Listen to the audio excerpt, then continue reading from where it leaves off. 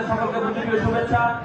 আজকে আমরা যুক্তরাষ্ট্র ছাত্রলীগের পতাকাবাহী সংগঠন ছাত্রলীগ অধিকার করছি।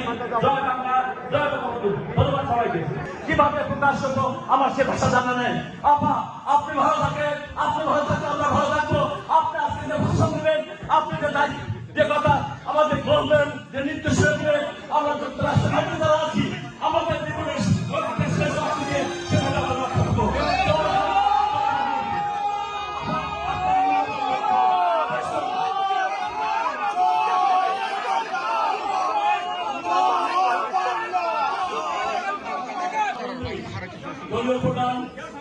শেখ হাসিনা আপনাদের সামনে মূল্যবান বক্তব্য রাখবেন।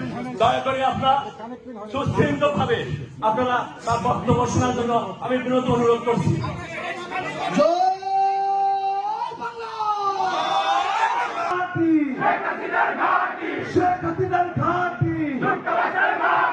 বাংলাদেশের মাটি, শেখ হাসিনা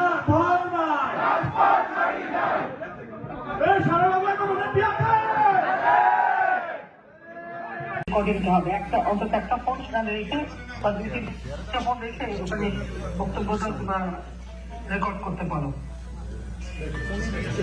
আমরা শুনতে পাচ্ছি, আপনি বলেন আপা। আমরা রেকর্ড করছি আপা।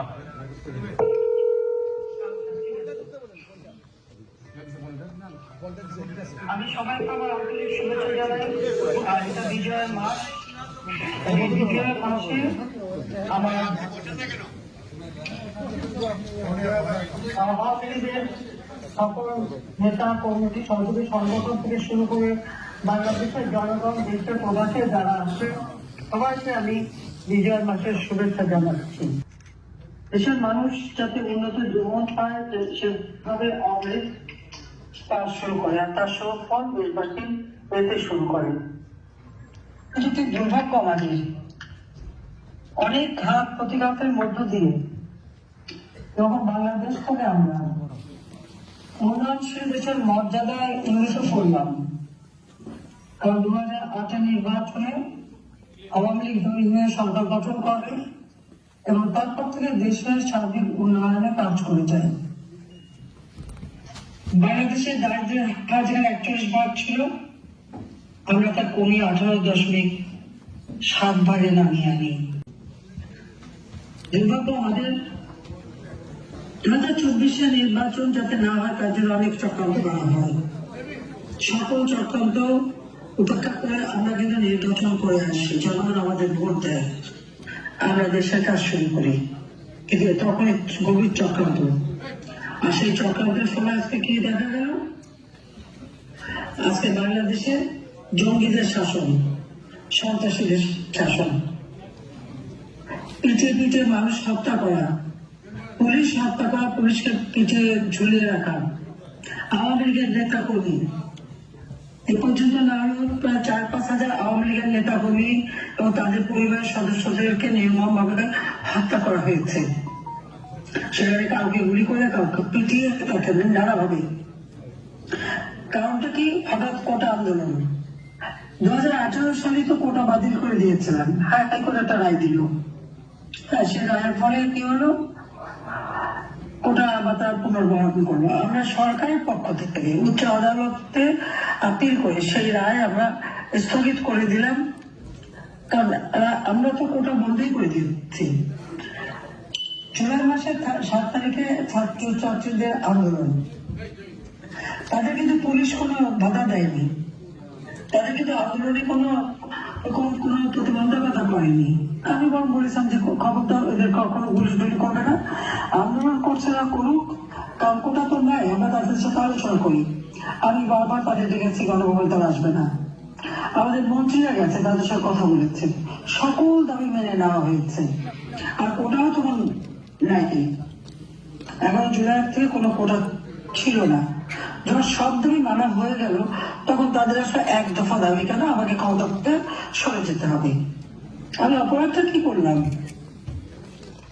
আমি কোন কাজটা না করেছি?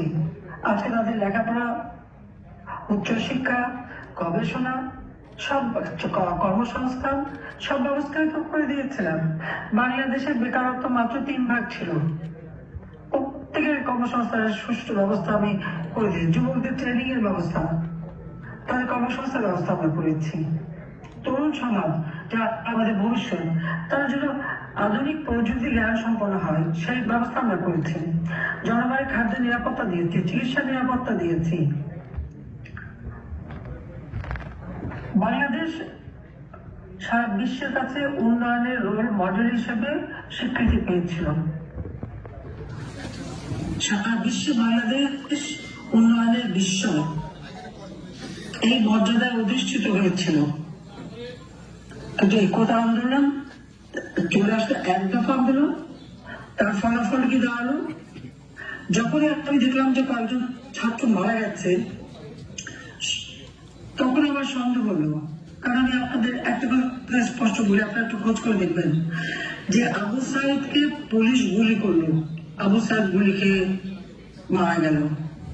এটা ভিডিও আপনাদের সামনে প্রচার করা হলো, দেশবাসীর সামনে প্রচার করা হলো। কিন্তু সেই আবু সাইদকে যে পুলিশের গুলি খেলা বললো, তাকে কিন্তু হাসপাতালে নিয়েছিল কয়েক ঘন্টা পরে। আড়াইটার দিকে, প্রায় 2:30 দিকে গুলিটা হয়, আর তাকে হাসপাতালে নেয় রাত্রি 8টায়। গুলি খাওয়া একজন রোগীকে সাথে সাথে হাসপাতালে নিতে হয়, তার বুলেট বের করতে হয়, তাকে চিকিৎসা করতে হয়, তাকে বাঁচাবার চেষ্টা করা লাগে। কিন্তু তাকে কিন্তু হাসপাতালে নেয় নাই কেন? কারণটা কি? রহস্যটা কি? তার পোস্টমর্টমের যে রিপোর্টটা বেরিয়েছিল, এবং আমি এই ঘটনার পরেই আপনারা জানেন যে আমি একটা জুডিশিয়াল এনকোয়ারি কমিটি করে দিয়েছিলাম,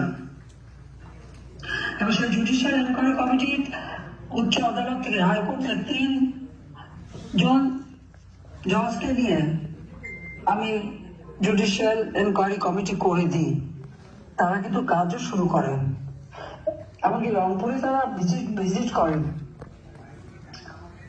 কি দুর্ভাগ্যের বিষয়, এরপর একটার পর একটা লাশ পড়তে থাকি। লাশের উপর পাড়াতে ক্ষমতা থাকার তো আমার ইচ্ছা নেই, কিন্তু আমি যখন আমাদের যখনই যারাই আহত হতো, তাদের সাথে সাথে আমাদের তখন স্বাস্থ্যমন্ত্রী ছিলেন সামন্ত সেন, এবং আমাদের স্টেট মিনিস্টার রোকেয়া, হাসপাতাল, প্রত্যেক হাসপাতালে যাচ্ছে, সকলের চিকিৎসা ব্যবস্থা আমরা করেছি। সেখানে ধর্মত নির্বিশেষে আমাদের ছাত্রলীগের তাদের সেই চট্টগ্রামে ছাদের থেকে ফেলে দিয়েছে, 4 তলের পথে তাদের ফেলে দেওয়া, হাত কাটা, রক কাটা করে যাওয়ার পরেও তাদের উপরে নির্যাতন।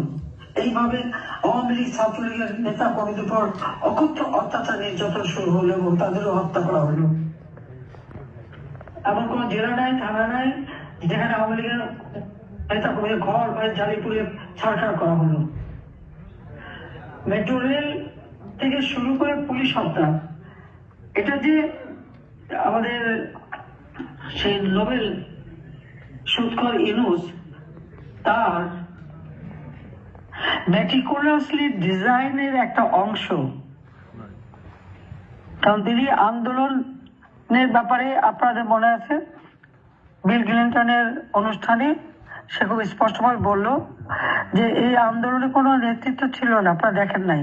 এই আন্দোলনে কোনো ছাত্র বা কারো কোনো কিছু করার ছিল না, এটা হলো তার মাস্টার মাইন্ড দ্বারা মেটিকুলাসলি ডিজাইন করে এই আন্দোলন করা হয়েছিল,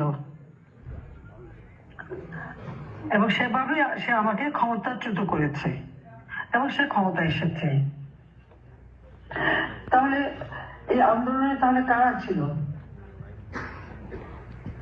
এবং এই যে মেটিকুলাসলি ডিজাইন করে যে হত্যাকাণ্ড, তারই একজন সমন্বয়ক, অর্থাৎ ইউনূসের এক ক্যাডার, সে নিজে স্বীকার করেছে, বলেছে কি পুলিশ হত্যা না করলে আর মেট্রোলে আগুন না দিলে তাদের বিপ্লব সার্থক হতো না। কিসের বিপ্লব? এখানে জনগণের সম্পৃক্ততা কি ছিল? হ্যাঁ, কিছু লোক বিভ্রান্ত হয়েছিল। আমি দেখছি অনেক শিক্ষিত সমাজ, অনেকে তাদেরকে সমর্থন দিয়েছিল, ভেবেছিল এটা বোধহয় বিরাট একটা কোনো আন্দোলন। কিন্তু আপনারা যদি গভীর ভাবে দেখেন যে সবকিছু অত্যন্ত পরিকল্পিত ভাবে তাদের বিশেষ প্রশিক্ষিত সন্ত্রাসীদের দ্বারা এই ঘটনা ঘটিয়েছে। সেই জেনেভা ক্যাম্পে যারা বিহারি, মিরপুর এবং মোহাম্মদপুর, তাদেরকে বিভিন্ন বস্তি, কিছু মাদ্রাসার ছাত্রছাত্রী, কিছু আমাদের অন্যান্য বিশ্ববিদ্যালয়ের ছাত্রছাত্রী, কলেজের ছাত্রছাত্রী, তাদেরকেও তারা সম্পৃক্ত করেছে। এবং যারা ছাত্র না তাদের জন্য সাদা প্যান্ট, কালো প্যান্ট, সাদা শার্ট তৈরি করে ফলস আইডি কার্ড পরিয়ে তাদেরকে মাঠে নামিয়েছে ছাত্র হিসেবে। আর তাদের ব্যাগে কি থাকতো? পাথর, লোহার টুকরা, ধারালো অস্ত্র। এবং এইভাবেই তারা কিন্তু এই হত্যাকাণ্ডগুলি ঘটাতে শুরু করে। কিন্তু পরবার দোষ দিয়ে যাচ্ছে সরকারের উপর। আমাদের পুলিশ বাহিনী তো কোনো মেটাল বুলেট ব্যবহার করেনি, পুলিশ, সেনাবাহিনী, মিডিয়া তাও তো গুলি করেনি। হ্যাঁ, পুলিশ যখন হত্যা করে, যখন পুলিশের লাশ ঝুলাচ্ছিল সেই সময় পুলিশ তাদেরকে রক্ষা করতে চেষ্টা করেছে। আত্মরক্ষার অধিকার কিন্তু সকলেরই আছে। এবং আপনাদের আমেরিকায় আপনারা দেখেছেন যে পুলিশ একটু হাত পা নাড়ালেই গুলি করে মেরে ফেলে। এটা আমাদের পুলিশ অত্যন্ত ধৈর্য তখন দেখিয়েছিল। তাদেরকেও হয়রানির শিকার করতে হচ্ছে এত ধৈর্য দেখানোর পরেও। আওয়ামী লীগ এবং সহযোগী সংগঠনদের নেতা কর্মীদের হত্যা, গ্রেপ্তার, নির্যাতন, বাড়িঘর, ব্যবসা প্রতিষ্ঠান অগ্নিসংযোগ করে লুটপাট করা হচ্ছে। আবার তাদের বিরুদ্ধেই হত্যা মামলা দেওয়া হচ্ছে। পুরো জিনিসটাই যে সাজানো একটা নাটক করে সব হাজার হাজার কোটি টাকা খরচ করে ক্ষমতা এসেছে, এতে কোনো সন্দেহ নেই। আমার প্রশ্ন হচ্ছে যে দেশটা আজকে এত উন্নত হচ্ছিল, সেই দেশটাকে এইভাবে সর্বনাশ করার কি অধিকার ছিল? আজকে রিমান্ডে নিয়ে অত্যাচার করা হয়, ছেলেকে না পেলে মাকে হত্যা করে, ছেলেকে না পেয়ে বাড়িতে আগুন দিয়ে মা ও চাচিকে পর্যন্ত হত্যা করছে। সেটা আপনারা দেখতে গৌরবীবাজারই ঘটনা ঘটলো মাত্র 7 ডিসেম্বর। গত পরশুই বগুড়ায় জেলখানায় আমাদের যুবলীগের কয়েকজন কর্মী মৃত্যুবরণ করেন, তাদেরকে হত্যা করা হয়। এ পর্যন্ত ওই কারাগারে, বগুড়া কারাগারে 8 জনের মতো মৃত্যুবরণ করেছে। তাদেরকে সেনাবাহিনী ধরে নিয়ে যেত, অকথ্য নির্যাতন করেছে, যখন মুমূর্ষ অবস্থায় তাকে পাঠিয়ে দিত এবং তখন সেখানে তারা মারা। যেমন আমার গোপালগঞ্জে 2 জনকে এইভাবে পিটিয়ে জেল পাঠিয়ে তারপর তাকে হত্যা করেছে। আমার প্রশ্নটা হচ্ছে, যৌথ বাহিনী তারা জনগণের নিরাপত্তা দিবে না এই যারা এই সন্ত্রাসী কর্মকাণ্ড করে তাদের রক্ষা করবে আর তাদেরকে সহযোগিতা করবে? এদের কাজ তো জনগণের পাশে দাঁড়ানো, নির্যাতিতদের পাশে দাঁড়ানো। যে সেনাবাহিনী বা পুলিশ বাহিনী বা যৌথ বাহিনী, তাদের একটা ইমেজ আমি তৈরি করেছিলাম যে তারা জনগণের বন্ধু। কারণ আন্তর্জাতিকভাবে আমাদের সশস্ত্র বাহিনী, পুলিশ বাহিনী তারা সব রকম বিষয়ে কাজ করে, কাজে তাদের ভাবমূর্তিতে যত উজ্জ্বল হবে তত আমাদের সুনাম বাড়বে। কিন্তু আমরা এই আন্দোলন তারা গুলি করে নাই, আমি করতে দেয়নি, কিন্তু পরবর্তীতে আমরা যে দেখি তারা পেট্রোল বাহিনী কাজ করছে। কি আশ্চর্য বিষয়! তাদের সামনে পিছিয়ে পিছিয়ে হত্যা করছে, পিছিয়ে পিছিয়ে মারছে, আর তারা বসে দাঁড়িয়ে দেখছে। নির্যাতিতদের পাশে দাঁড়ায় না। জনগণের আস্থা, বিশ্বাস যদি কোনো বাহিনীর উপর না থাকে তারা কোনোদিনই সাফল্য অর্জন হতে পারে না। যাদের দায়িত্ব বহিঃশত্রুর আক্রমণ থেকে দেশকে রক্ষা করা, জনগণের সমর্থন তাদের প্রয়োজন হয়। কিন্তু সন্ত্রাসীদের রক্ষা করে জনগণের বিরুদ্ধে গেলে পরে এই আস্থা বিশ্বাস না থাকে কেউ সফল হতে পারে না। পাকিস্তানি হানাদার বাহিনীর 96,000 লোক ছিল, তারা তো আমাদের কাছে পরাজিত হয়েছিল মুক্তিযোদ্ধাদের কাছে। কেন? কারণ জনগণের আস্থা বিশ্বাস ছিল না, তাই তাদের পরাজিত হতে হয়েছিল, তাদের আত্মসমর্পণ করতে হয়েছিল মিত্র বাহিনীর কাছে। এ কথাটা মনে রাখা উচিত। আজকে যদি সেই পাকিস্তানিরা যারা আমাদের পরাজিত, তাদের যদি অনুসরণ করতে যায় তো দেশ তো সর্বনাশের পথে যাবেই। আচ্ছা, মনে হলো যেন পাকিস্তানের মানে একটা কিছু পেলেই যেন তারা বিগলিত হয়ে পড়ে, এরকম কিছু লোকের চরিত্র আমরা দেখতে পাচ্ছি। তাদের একটা পাকিস্তান প্রীতি, পাকিস্তানের লোক ভিসা চাইলে তার চেক করা যাবে না, পাকিস্তান থেকে জাহাজে মাল আসলে সেটা চেক করা যাবে না, কাস্টমসের দুই অফিসার করতে চাইলে পরে চট্টগ্রাম পোর্ট থেকে তাকে বিদায় নিতে হলো। পরাজিত শক্তিতে পদলেপন করা, এটা কোন চরিত্র ইউনূস সাহেবের? আমার সেটাই প্রশ্ন। আর সেই সাথে সাথে আমরা বলবো আমাদের সশস্ত্র বাহিনী, আমাদের পুলিশ বাহিনী, বিডিআর, আমাদের আইন শৃঙ্খলা রক্ষাকারী বাহিনী বা যৌথ বাহিনী, র্যাব, সবাইকে আমার একটাই কথা বলার যে জনগণের যান মাল যাতে রক্ষা পায় সেদিকে দেখা উচিত। মানুষের আস্থা বিশ্বাস যেন তারা না হারায়, তাদেরই সম্ভব। কখনো একসাথে চাকরি হারায়নি, তাদের একটা ডিটেনশন কার্ড বাতিল প্রায় 300-র মতো, 106 জনের বিরুদ্ধে হত্যা মামলা, 100-র উপর কাছাকাছি সাংবাদিক কারাগারে বন্দী, তাদের উপর অকথ্য নির্যাতন হচ্ছে, মহিলা সাংবাদিকদের পর্যন্ত গ্রেপ্তার করা হচ্ছে।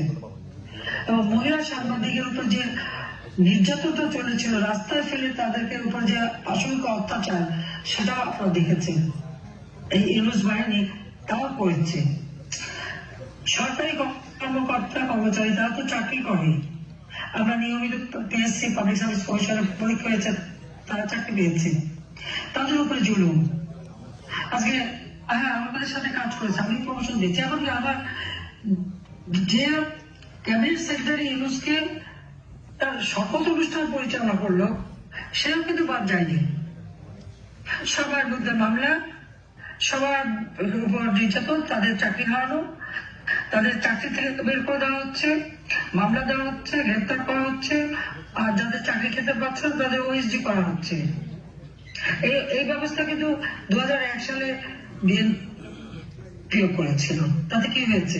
সে বিএনপি তো ক্ষমতায় থাকতে পারেনি। আজকে ইউনূস বাহিনীও এই কাণ্ডটা করে যাচ্ছে। সরকারি কর্মকর্তা কর্মচারীরা চাকরি করে, যে সরকারকে আসুক তাদের যেখানে পদায়ন করবে তারা সেখানে থাকবে, যে নির্দেশ দেবে সেটাই মানবে। আমাদের আইন শৃঙ্খলা রক্ষাকারী সংস্থা, সশস্ত্র বাহিনী অথবা আমাদের সরকারি কর্মকর্তা কর্মচারী, এটাই তো তাদের নিয়ম। তাদের উপরে জুলুম কেন?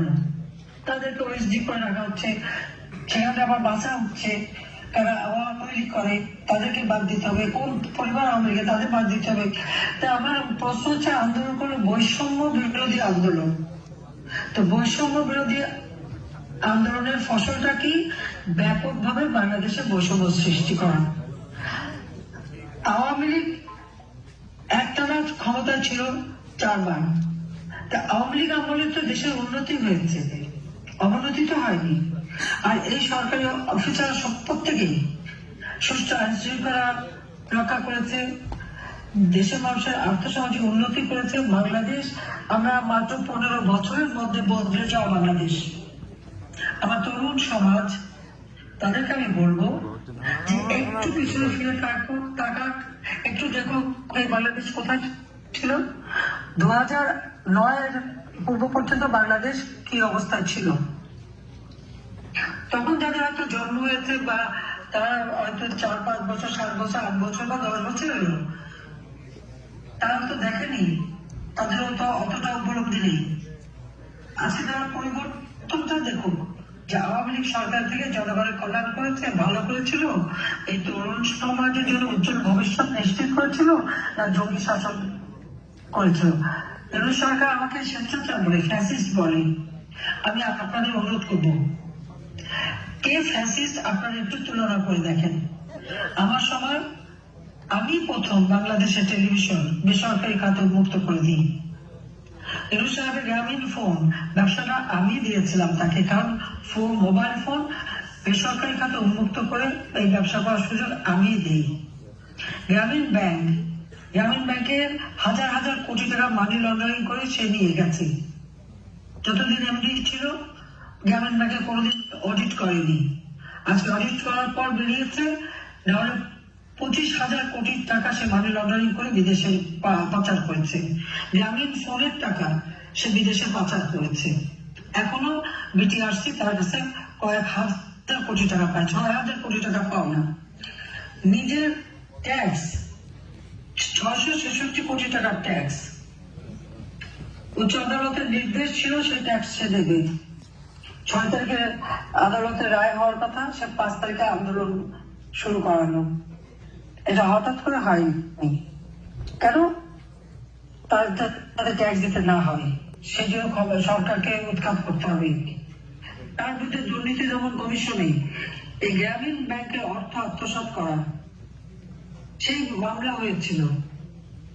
শুধু তাই না, একটা কোম্পানির 5% লেবারদের ওয়েলফেয়ার ফান্ডে দিতে হয়, কিন্তু স্যার কোনোদিনই লেবারদের ওয়েলফেয়ার ফান্ডে 1 পয়সাও দেয়নি, সব পয়সা সে মেরে ফেলেছে এবং সেখান থেকে 25 কোটি টাকা সে ঘুষ দিয়েছে। 2 লেবারের যারা আন্দোলন করেছিল তাদের প্রেসিডেন্ট সেক্রেটারিকে একজনকে 3 কোটি টাকা করে ঘুষ দেয়, এমনকি অ্যাটর্নি জেনারেলকে ঘুষ দেওয়ার জন্য টাকা সাথে, অ্যাটর্নি জেনারেল সেটা নেয়নি। তখন জিনিসটা ফাঁস হয়ে যায়, জনসম্মুখে চলে আসে।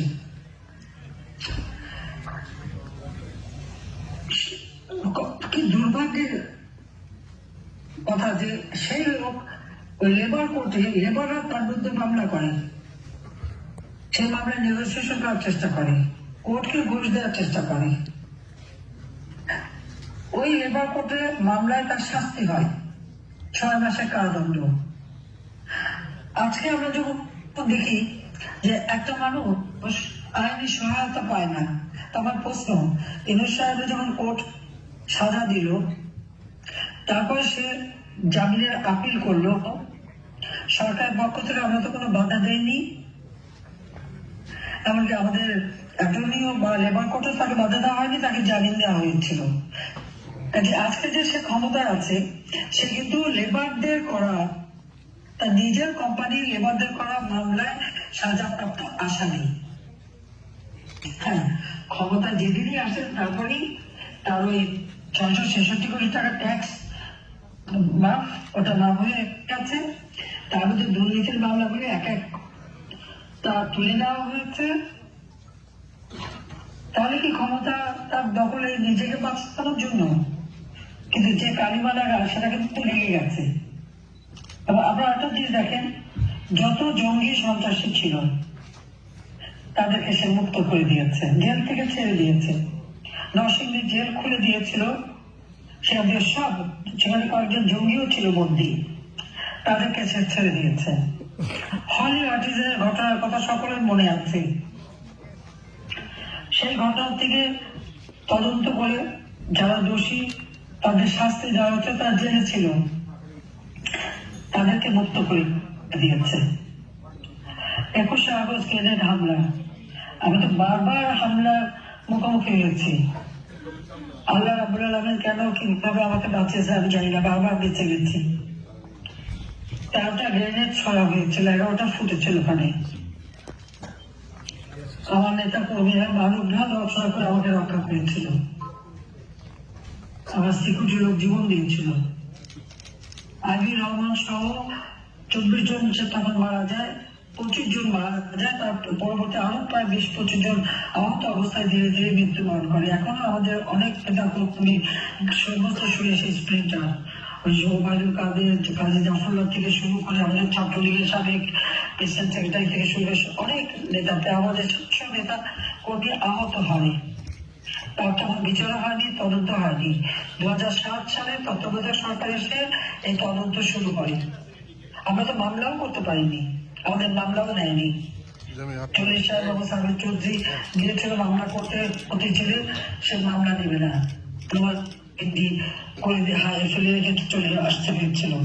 তত্ত্বাবধায়ক সরকার এসে তদন্ত করে, তারপর সেই বিচার হয়। যারা সাজাপ্রাপ্ত আসামি তাদের সবাইকে ইনূস মুক্ত করে দিয়েছে। তবে আমার প্রশ্ন, তাহলে ওই গ্রেনেড হামলায় যেখানে আমরা শুনেছিলাম জাতির পিতার হত্যাকারীরা জড়িত ছিল এবং হাওয়া ভবন থেকে চক্রান্ত হয়েছিল, তারেক জিয়া সহ এরা সবাই জড়িত ছিল, তাহলে কি ইনূস এদের সাথে ছিল? সেও কি ওই 21শে আগস্ট গ্রেনেড হামলার মানে ইসের সাথে জড়িত? আমাদের সেটাই মনে হচ্ছে যে সেও আর সবাই জড়িত ছিল। কেন দুর্ধর্ষ সন্ত্রাসী যে কটা বন্দিখানায় সবাইকে সে মুক্ত করে দিয়েছে? আসলে তার আন্দোলনটা এটা ছাত্র আন্দোলনও না, জনগণের আন্দোলনও না, এই সন্ত্রাসীদের সাথে তার একটা সম্পর্ক ছিল। তার ওই মেটিকুলাসলি ডিজাইনের মাস্টার মাইন্ড সে নিজেই হচ্ছে খুনি। তো সে এদেরকে ব্যবহার করেছে, এদেরকে ব্যবহার করেই তারা সে এই আন্দোলনের নামে গণহত্যা চালিয়ে দেশকে আজকে একটা চরম বিপদের মধ্যে ফেলে দিয়েছে। আজ ন্যায় বিচার পাওয়ার অধিকার নাই। একজন যদি কারাগারে বন্দিখানায় নিয়ে যাচ্ছে, আমাদের বয়স্ক নেতা সেই রমেশ চন্দ্র বাবু থেকে শুরু করে এদেরকে গ্রেপ্তার করেছে, হাতে হ্যান্ডকাপ পরানো। আমি তখন দেখি নাই যেভাবে হাতে হ্যান্ডকাপ পরিয়ে রাজনৈতিক নেতাদের নিয়ে যায়, আবার পুলিশ যখন তাদের নিয়ে যাচ্ছে ওই বিএনপি জামাত এবং ইউনুস বাহিনী তাদের উপর হামলা করছে। এটা কোন ধরনের কথা? ন্যায় বিচার পাওয়ার অধিকারও বাংলাদেশের মানুষের নাই। আজকে তাদেরকে কোর্টে আইনজীবী যেতে পারে না। যে কোনো একজন যদি মামলার আসামি হয়, রাষ্ট্রের দায়িত্ব থাকে, সে যদি আইনজীবী নিয়োগ দিতে না পারে তাহলে তার কাছে আইনজীবী তাকে সরকারের পক্ষ থেকে দিতে হবে। আর আমরা এখানে কি দেখি, বিএনপি জামাতের আইনজীবীরা তারা কারণ আওয়ামী লীগের কোন নেতা কর্মী অথবা সংখ্যালঘু সম্প্রদায় তাদের কেউ তাদের ডিফেন্সে দাঁড়াতে পারবে না, আইনজীবী দাঁড়াতে পারবে না। এমনকি আপনারা জানেন যে চিন্ময় কৃষ্ণ দাসকে, সেটা তো সাধু, হ্যাঁ জুলুম হয়েছে, জুলুম তো সংখ্যালঘুদের উপর হয়েছে। মসজিদ, দরগা শরীফ হামলা করা হয়েছে। মানে ইউনুস বাহিনীর কর্মকাণ্ডকে অবাক করতে হয়, যেখানে আমাদের বিভিন্ন সেই এমনকি সিলেটে আপনারা জানেন সেখানে শাহপাড়ার মাজার পর্যন্ত হামলা করেছে। এই মাজার, দরগা শরীফ, মসজিদ সব জায়গায় হামলা করা, সেগুলি দখল করা, হিন্দুদের মন্দির ভাঙা, হিন্দুদের বাড়ি বাড়ি যেয়ে লুটপাট করা, এমনকি 11টা গির্জা তারা ভেঙেছে। খ্রিস্টান ধর্মাবলম্বী তারাও কিন্তু রেহাই পায়নি। বুদ্ধ মঠ তারা ভেঙেছে, আগুন দিয়ে পুড়িয়েছে। পার্বত্য চট্টগ্রামে পর্যন্ত তারা হামলা করেছে, হত্যা করেছে, যে কারণে কঠিন জীবনদান তারা করে নাই। এইভাবে একটা চরম নির্যাতন চলছে। চিন্ময় কৃষ্ণ দাসের পক্ষে আইনজীবী দাঁড়ালো কেন? তাদের উপরে হামলা। এমনকি এটা সবথেকে দুর্ভাগ্য যে কোর্ট প্রাঙ্গণে আইনজীবীকে পিটিয়ে হত্যা করেছে।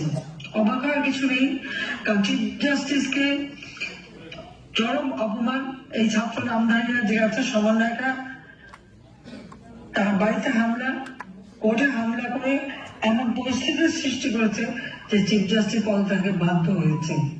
দুর্ভাগ্যের বিষয় যে যারা পদত্যাগ করতে চায়নি তাদেরকে সরিয়ে দেওয়া হয়েছে। আইন বিষয়ক উপদেষ্টা, তার তো চরিত্রের কোনো ঠিক ঠিকানা নেই, কথাবার্তারও ঠিক ঠিকানা নেই। সে বলেছিল 26 লক্ষ ভারতীয়রা নাকি বাংলাদেশে চাকরি পেয়েছিল, কোনদিন কইছে 26 লক্ষ, সে তো নাম দিতে পারেনি। আয়না ঘর করে নাকি গুম করা হয়েছে। আর এখন 40 জন আনসার কোথায়? হাজার হাজার পুলিশকে হত্যা এবং তার লাশ গুম, তার পরিবার কেঁদে ফেলে বিচার পায় না। মাত্র কয়েকদিন আগে আপনারা দেখেছেন যে 10টা ছাত্রকে পিটিয়ে হত্যা করা হলো। তাদের বাবা মা কিন্তু মামলাও করতে পারবে না, তাদের লাশগুলো তারা পায়নি। এইভাবে যে অত্যাচারগুলি চলছে, আর কোর্টে চিফ জাস্টিসকে অপমান করে তাকে তাড়ানো। নির্বাচন কমিশন, আমরা আইন করে নির্বাচন কমিশন করেছিলাম। প্রধান নির্বাচন কমিশনার হাবিবুল আওয়াল কোন রাজনৈতিক দল করে এটাকে বলতে পারবে না, সবচেয়ে নিরপেক্ষ একজন ব্যক্তি ছিল। আর তার মধ্যে প্রত্যেকটা নির্বাচন সুষ্ঠু। নির্বাচন কমিশন, মানবাধিকার কমিশন, পাবলিক সার্ভিস কমিশন সহ যতগুলি প্রতিষ্ঠান, প্রত্যেকে এই লাঠিয়াল বাহিনী দিয়ে অপমান করে করে তাদেরকে বিদায় দেওয়া হয়েছে। এটা কোন ধরনের অরাজকতা? এটা কি ধরনের রাষ্ট্র পরিচালনা? তাদেরকে বিদায় দিয়ে সব জায়গায় দলীয়করণ করা হয়েছে। বৈষম্যহীন সমাজে সব বৈষম্যই সৃষ্টি করা হচ্ছে। একেবারে দলের লোক বসিয়ে দেওয়া হচ্ছে সব জায়গায়, প্রত্যেকটা জায়গায় দলীয় গণ, হয় জামাত বিএনপির লোক সব জায়গায় আজকে বহাল তবিয়াতে। জঙ্গিদের সব ধরনের মদত এবং ইউনূস সাহেবের এজেন্ট নিয়োগ করা আছে। আমি আগেও বলেছি আপনাদের, শুধু ঢাকার জন্যই 40 জন এজেন্ট তার। প্রত্যেকটা মন্ত্রণালয় থেকে শুরু করে প্রতিটি সংবাদ সংস্থা, সেটা পত্রিকা হোক, টেলিভিশন হোক, রেডিও হোক, সব জায়গায় তার এজেন্ট বসা। সরকার যা বলবে সে নিউজ করবে, সব নিউজ করা যাবে না, সব নিউজ করতে পারবে না। এই হলো সংবাদপত্রের স্বাধীনতা আর কথা বলার স্বাধীনতা। আওয়ামী লীগ আমলে স্বাধীনতা ছিল না, কিন্তু প্রতিদিন টক শো আওয়ামী লীগের বিরুদ্ধে সমালোচনা সবসময় করতো।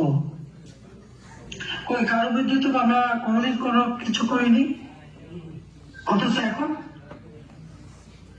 কারো তো কথা বলারও অধিকার নেই। এমনকি আমিও কথা বললে নাকি তাদের খুব কষ্ট হয়, বাধা পায়। কেন? আমার বিরুদ্ধে এত কথা বলেছে, তো আমি কেন বলতে পারবো না? আজকে লাঠি দিয়ে কিছু অস্ত্র দিয়ে এইভাবে দেশ শাসন হবে? আমার কথা খুব স্পষ্ট। আওয়ামী লীগ সহ সংখ্যালঘু সম্পর্কে সাংবাদিক, সাংস্কৃতিক কর্মী সহ যাদেরকে গ্রেপ্তার করা হয়েছে, সরকারি কর্মচারী যাদেরকে গ্রেপ্তার করা হয়েছে, মিথ্যা মামলা দেওয়া হয়েছে, সকল মিথ্যা মামলা প্রত্যাহার করতে হবে। সকল বন্দীদের মুক্তি দিতে হবে। রাজনৈতিক নেতাদের মুক্তি দিতে পারেন না, এটা কেমন ধরনের কথা?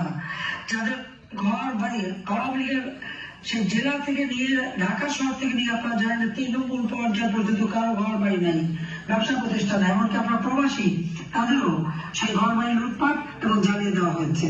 কালকেও আমি কথা বললাম গণহত্যায়, সেখানেও আমাদের নেতা কর্মীদের সবার ঘর বাড়ি জ্বালিয়ে দেওয়া হয়েছে। যাদের ঘর বাড়ি সবকিছু জ্বালিয়ে দেওয়া হয়েছে, যারা এই সন্ত্রাসী জঙ্গি কাজের সাথে জড়িত, তাদের প্রত্যেককে গ্রেপ্তার করতে হবে, তাদের বিচার করতে হবে। তাদের উপর যে হামলা হচ্ছে, তাদেরকে হয়রানি, গ্রেপ্তার এবং মামলা দেওয়া হচ্ছে, চাকরিচ্যুত করা হচ্ছে, এগুলি বন্ধ করতে হবে। সম্পদে আমার বহাল করতে হবে। তারা সহযোগিতা করেছে। সেই সাথে সাথে আজকে যে ঝড়, বন্যা, প্রাকৃতিক দুর্যোগ গেল, ওই একটা মানুষও তো কোনো সহযোগিতা পায়নি। তাদের পাশে থেকে দাঁড়াবার কেউ ছিল না। আজকে কোনো আমি যেটাই বলবো, সবচেয়ে দুঃখ এটা যে যারা এই সমস্ত সন্ত্রাসী কর্মকাণ্ডের সাথে জড়িত তাদেরকে দায় মুক্তি দেওয়া হলো থেকে সেটা 8 আগস্ট পর্যন্ত যে যে ঘটনা ঘটেছে তাদের বিচার হবে না, করতে পারবে না। তাহলে আওয়ামী লীগের যে শত শত নেতা কর্মীকে হত্যা করা হলো, পুলিশ বাহিনীকে হত্যা করে ঝুলিয়ে রাখা হলো, আওয়ামী লীগের নেতা জিরাদার সেক্রেটারি গাজীপুরের জুয়েল থেকে শুরু করে এদেরকে যে ঝোপড়ে পা বেঁধে জানোয়ারের মতো ঝুলিয়ে রাখা হলো, তার কোনো বিচার হবে না।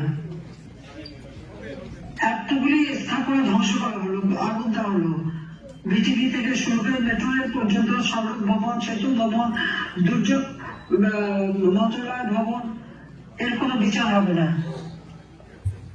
এত ধ্বংস যারা করেছে তাদের কোনো বিচার হবে না, তাদের কোনো আইনের আওতায় আসবে না। সেই দায় মুক্তি যারা সব খুনি, অপরাধী, অগ্নিসংযোগকারী, এমনকি বঙ্গবন্ধু ভবন, এটা হলো ইউনূস সাহেবের মেটিকুলাসলি ডিজাইনের। তার 1 নম্বর ছিল হলো ওই আন্দোলন নামে ভাতাবাজি দেওয়া, আর 2 নম্বর হলো সব জ্বালাপোড়া করা। তার দ্বিতীয়, অর্থাৎ তার যে দ্বিতীয় দফা, সেটাই ছিল বঙ্গবন্ধু ভবন, স্মৃতি জাদুঘর, সেটা পোড়ানো। কি অপরাধ করেছিল ওই বাড়িটা? ওই বাড়ি থেকে তো জাতিপিতা 6 দফা ঘোষণা দিয়েছিলেন, ওই বাড়ি থেকে তো স্বাধীনতার ঘোষণা দিয়েছিলেন, আর ওই বাড়িতেই তো তিনি জীবন দিয়েছেন। 71 সালে বাড়ি লুটপাট করা হয়, 75 সালে জাতিপিতাকে হত্যার পর বাড়ি লুটপাট করা হয়। তারপর যেটুকু অবশিষ্ট ছিল, আমরা তো 2 বোন উত্তরাধিকার সূত্রে সম্পত্তি পেয়েছে, আমরা তো ভোগ করিনি, আমরা তো তার জনগণকে দান করে দিয়েছিলাম। বঙ্গবন্ধুর স্মৃতি জাদুঘর সৃষ্টি করেছিলাম, বঙ্গবন্ধু মেমোরিয়াল ট্রাস্ট করে আমরা শত শত ছাত্রছাত্রীদের বৃত্তি দিতাম। আমরা আমাদের এই 21 আগস্ট আহত নিহত পরিবার তাদেরকে প্রতি মাসে মাসোহারা দেওয়া, যারা দুস্থ তাদেরকে মাসোহারা আমরা দিতাম। আমরা জনগণকে দান করেছিলাম। আর পৃথিবীর কত বড় বড় নেতারা, দেশের রাষ্ট্রপ্রধান, সরকার প্রধান, তারা সবাই আসছে ওই বাড়িতে ভিজিট করেছে, দেখেছে। ওখানে চমৎকার হলোগ্রাম করে দিয়েছিলাম, যেন মধ্যে 7 মাসে ভাষণ দেখা যেত। সব জ্বালিয়ে করে শেষ। ওই স্মৃতিটুকু সে পুড়িয়ে দিল। এবং এটা তার ম্যাটিকুলাসলি ডিজাইনের দ্বিতীয় পর্ব ছিল। গণভবন সরকারি ভবন, সেটা তারা লুটপাট করেছে, হামলা করেছে, এবং ইউনূস সাহেব নিজেই তো তার সমন্বয়কদের নিয়ে, উপদেষ্টাদের নিয়ে সেটা লুট করতে গিয়েছিল। যা অবশিষ্ট ছিল সে নিজেদেরই লুট করে নিয়ে এসেছে। আমাদের ব্যক্তিগত ছিল না, শুধু এখানেই না, আপনারা দেখেন প্রত্যেকটা জায়গায় অগ্নিসংযোগ এবং ভাঙা এবং লুটপাট। সংসদ ভবন হামলা করা, সংসদ ভবনের কাগজপত্র আগুন দিতে পারেনি, সেখানে পানি ঢেলে দিয়ে এসছে। কত ঐতিহাসিক দলিল সেখানে ছিল, চমৎকার লাইব্রেরি আমরা করেছিলাম, সেগুলি তারা ধ্বংস করেছে। সংসদ ভবনে হামলা, সেখানে বসে সিগারেট, এই ছাত্ররা সিগারেট খাচ্ছে, সমন্বয়করা। অর্থাৎ আইনসভাকে অপমান করা, জুডিশিয়ারিকে অপমান করা, প্রশাসনকে অপমান করা। একটা রাষ্ট্র পরিচালনা করতে তিনটা অত্যন্ত গুরুত্বপূর্ণ তিনটা স্তর থাকে, সেটা আইনসভা, বিচার বিভাগ এবং এক্সিকিউটিভ, অর্থাৎ লেজিসলেটিভ এবং এক্সিকিউটিভ। সব কটা মানে যেগুলি পদ্ধতি সবই ধ্বংস করে দেওয়ার চেষ্টা। কেন? জিজ্ঞেস করেন, সেই ধ্বংসযজ্ঞ করতে হলো। নিজের চেহারা বানানোর জন্য উনি ভাজা মাছ উঠে খেতে পারে না, সব যেন একেবারে এমনি হয়ে যাচ্ছে, সেটা না। কিন্তু সে নিজে এই মেটিকুলাসের ডিজাইনের সব পদ্ধতি, সবকিছু তারই, সেই হচ্ছে মেন মাস্টার মাইন্ড, এবং তার সাথে তার মাস্টার মাইন্ডরা আছে, তারা এই কাজগুলি করে বেড়াচ্ছে। একেবারে হাতে তুলে একটা দেশকে ধ্বংস করা, কিন্তু দুর্যোগে মানুষের পাশে নেই। আজকে সবচেয়ে কষ্টের যে যেখানে মানুষের খাবার দাবার সব ব্যবস্থা করেছিলাম, আজকে সেখানে ডাস্টবিন থেকে মানুষ খাচ্ছে, সেই ছবিও দেখা যায়। কাজে আমার কথা হলো, চাল, ডাল, তেল, লবণ, ডিম, পেঁয়াজ, মাছ, মাংস সহ সবজি, প্রত্যেকটা নিত্য প্রয়োজনীয় জিনিসের দাম কমাতে হবে। কারণ এগুলি সব মানুষের ক্রয় ক্ষমতার আওতার বাইরে চলে গেছে। মানুষ কাজ পায় না, ওই দিন মজুর, খেটে খাওয়া মানুষ, রিক্সাওয়ালা, কেউই টাকা কামাই করতে পারছে না। কেউ আজকে সংখ্যালঘুদের উপর যে চরম নির্যাতন, আওয়ামী লীগ নেতা কর্মীদের উপরে নির্যাতন, এগুলি সব বন্ধ করতে হবে। এবং মানুষ আজকে চুরি ডাকাতি প্রতিনিয়ত, কারোর জীবনের তো নিরাপত্তা নেই, যে কোনো সময় যে কোনো বাড়িতে ঢুকে যায়। সংসদ ভবনে প্রত্যেকটা সংসদ সদস্যের যে তাদের যে ফ্ল্যাটগুলিতে তারা সেশন চলার সময় থাকতো, তার মেটিকুলাসলি ডিজাইনের অংশ হিসেবে তার এই সমন্বয়করা, এমন যে সমস্ত ওই যে লোকদেরকে ছাত্র সাজিয়ে এনে আন্দোলন করেছে, প্রত্যেকটা তাদের ঘর ভেঙেছে, জিনিসপত্র লুটপাট করেছে, সম্প্রদায় কাউকে ছাড়েনি, সবার উপরে জুলুম অত্যাচার। এই জুলুম অত্যাচার বন্ধ করতে হবে। শিক্ষা প্রতিষ্ঠানগুলিতে হামলা, ভেঙে তছনছ, একটার পর একটা শিক্ষা প্রতিষ্ঠান ধ্বংস করে দিচ্ছে। আর সেখানে কি ছাত্রলীগ যারা করতে, তারা লেখাপড়া করতে পারবে না। আওয়ামী লীগ যারা করতে, তাদের ছেলে মেয়েরা স্কুল কলেজ ইউনিভার্সিটিতে যেতে পারবে না। তাহলে যে সাক্ষরতার হার মাত্র 45% ছিল আওয়ামী লীগ আমলে, সেটা আমরা 78.8 চেষ্টা তো তোদের বাপ আইয়ুব খানও চেষ্টা করেছিল।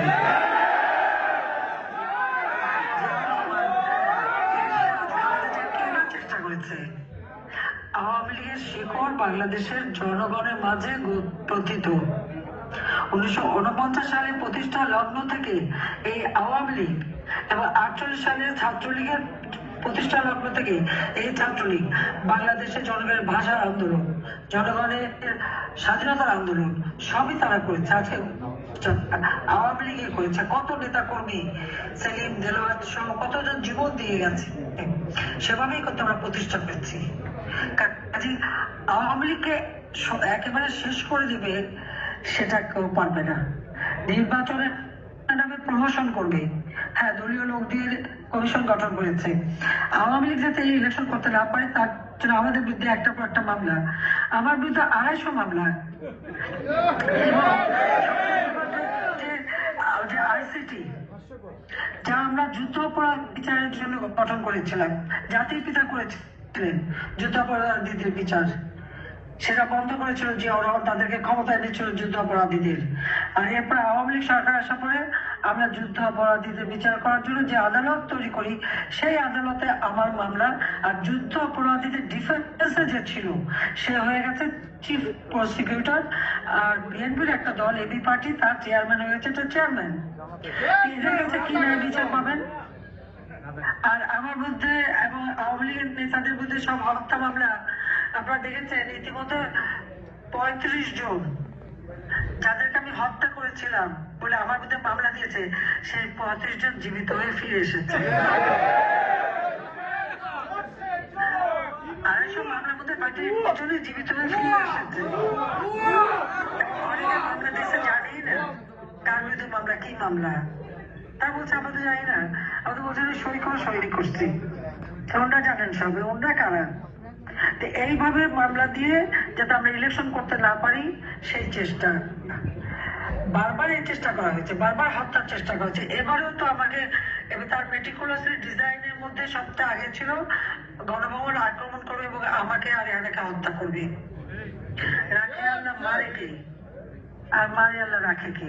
তা আল্লাহ তো আমাদের রক্ষা করে যাচ্ছে, নিশ্চয়ই আল্লাহর কোনো ইশারা আছে, নইলে মাত্র 20-25 মিনিটের মধ্যে আমি ওখান থেকে কিভাবে বাঁচতে পারলাম। এটাও আল্লাহ ঠিক 21 সাগর যেভাবে আমাকে বাঁচিয়েছে সেইভাবেই বাঁচিয়েছে, কিন্তু আমার কথা বন্ধ করতে পারবে না। আমি জনগণের পাশে আছি,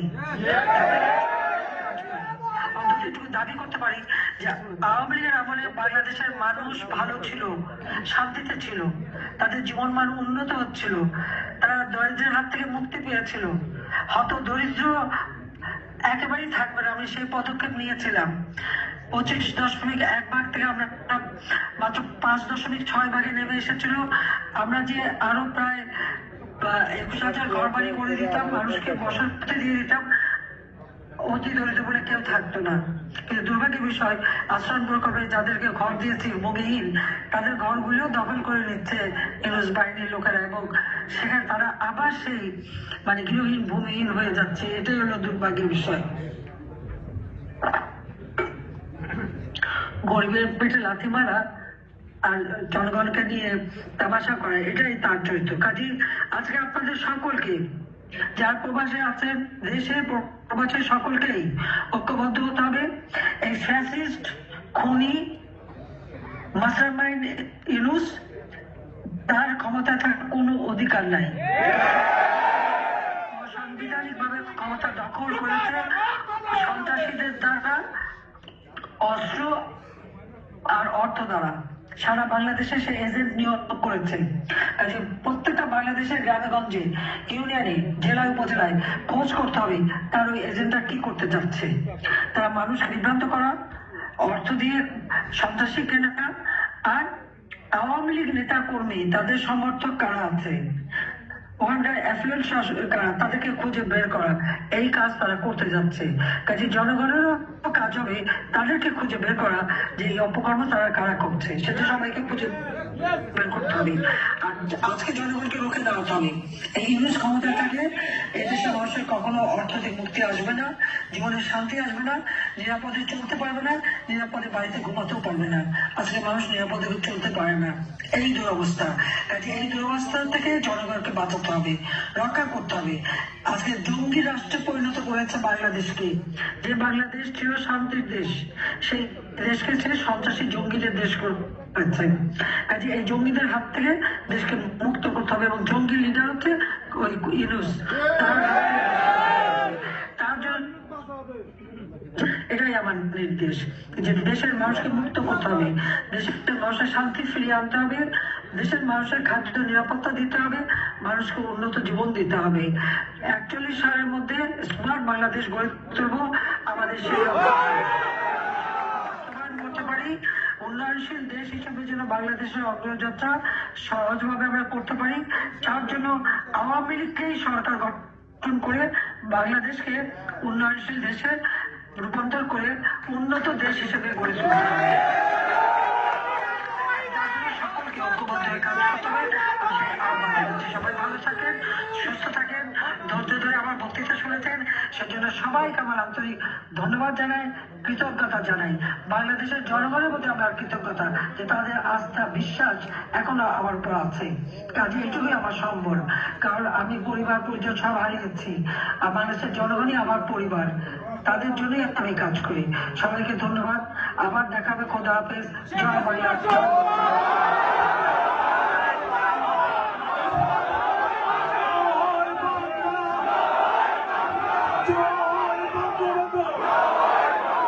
শেখ হাসিনার ভয় না, রাজপথ ছাড়ি না, দিয়েছি তো রক্ত, রক্তের পান্না।